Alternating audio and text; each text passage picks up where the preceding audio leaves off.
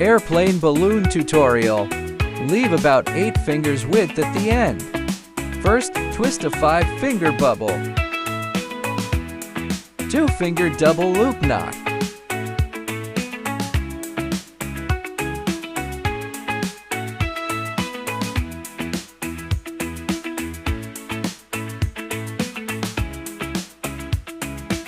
Seven-inch and 5-inch single bubbles for the wing assembly. Wrap around the ear TIs.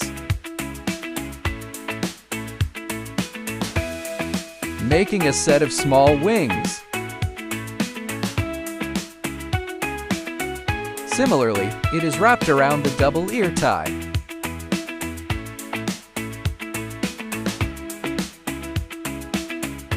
Continue twisting an 8-finger single bubble, a 1-finger double ear knot technique.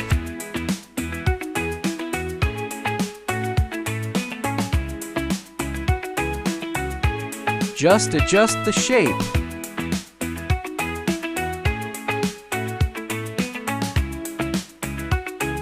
Just draw a simple design and you're done.